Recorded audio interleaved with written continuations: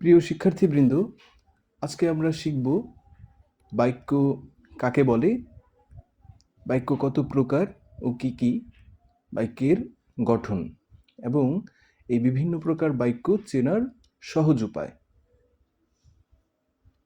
তো প্রথমেই আমরা জেনে নেই সেন্টেন্স বা বাক্য কাকে বলে।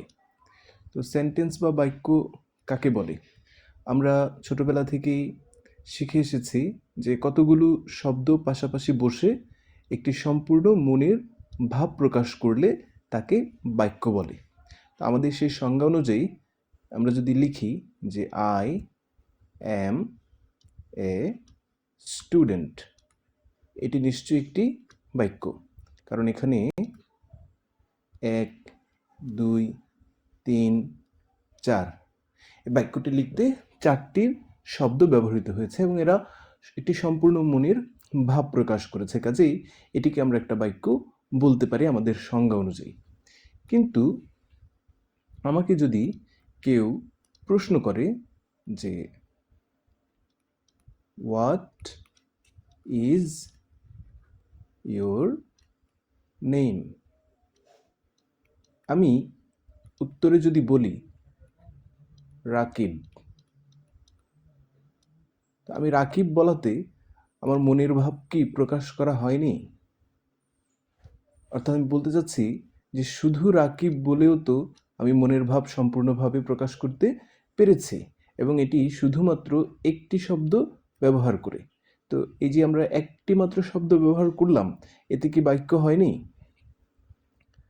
হ্যাঁ, হয়েছে। আমরা আরেকটি উদাহরণ দেখি।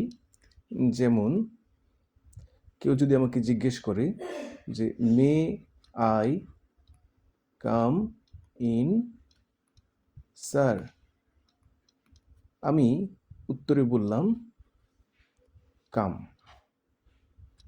এই যে আমি কাম বললাম, তো এই কাম বলাতে কি আমার মনের ভাব সম্পূর্ণভাবে প্রকাশ করা হয়নি? হয়েছে। তো কাজেই এখানেও একটি মাত্র শব্দ দ্বারা মনের ভাব আমরা সম্পূর্ণভাবে প্রকাশ করতে পেরেছি। তো কাজেই আমরা যে ছোটবেলায় যে সংজ্ঞাটা শিখেছি, সেই সংজ্ঞাটি সম্পূর্ণাংশে ঠিক নয়। তো বাক্যের সংজ্ঞা কি হবে? বাক্যের সংজ্ঞা হবে এক বা একাধিক শব্দ পাশাপাশি বসে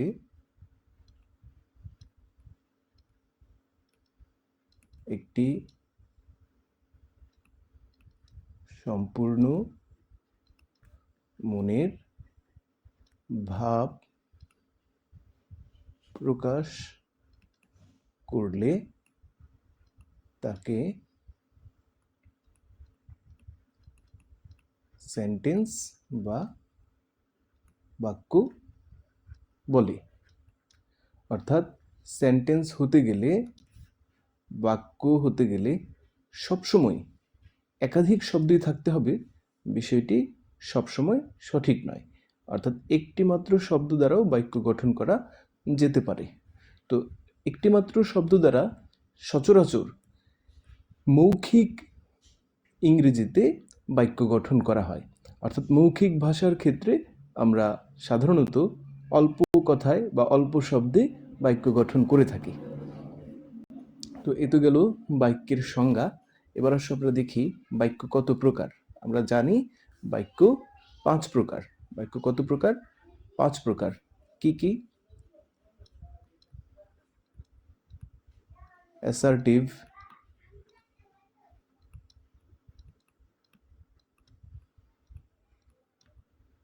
ইন্টারোগেটিভ,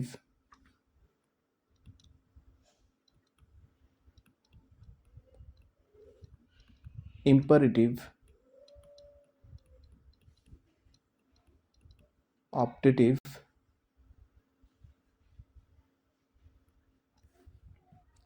আর 5 নম্বরে হচ্ছে এক্সক্লামেটরি।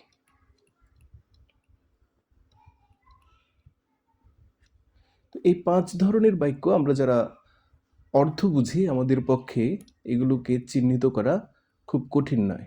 কিন্তু আমাদের যাদের অর্থ বুঝতে একটু সমস্যা হয়, আমরাও কিন্তু এই 5 ধরনের বাক্যকে সহজেই চিহ্নিত করতে পারবো। যেমন অ্যাসার্টিভ সেন্টেন্স, এটা চিনব কিভাবে? অ্যাসার্টিভ সেন্টেন্সের শেষে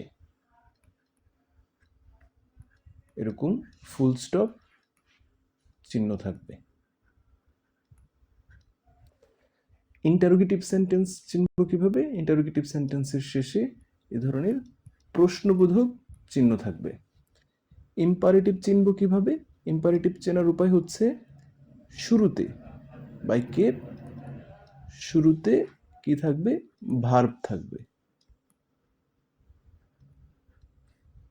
অপটেটিভ চিনব কিভাবে? শুরু হবে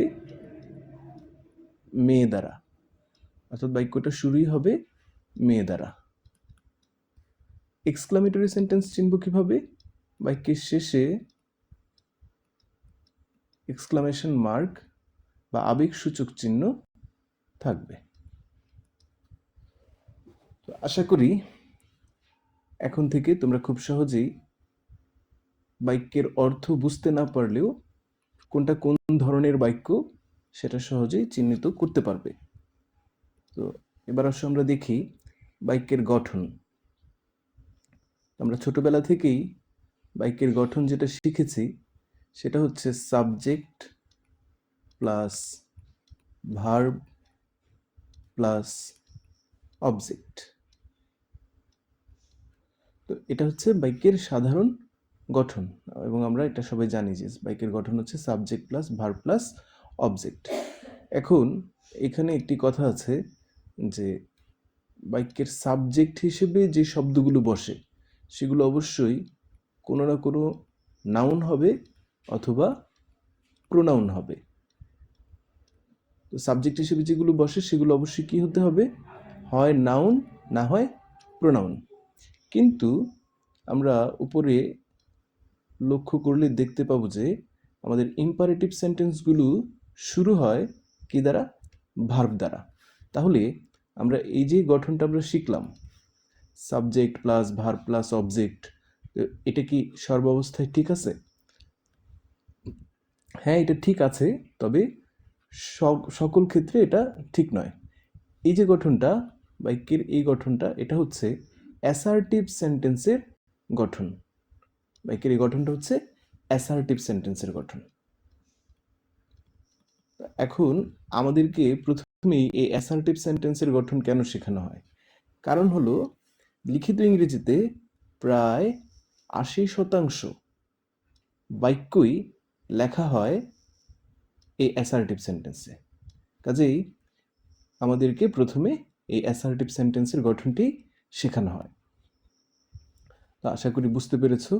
আগামী ক্লাস দেখার আমন্ত্রণ জানিয়ে বিদায় নিচ্ছি। আল্লাহ হাফিজ।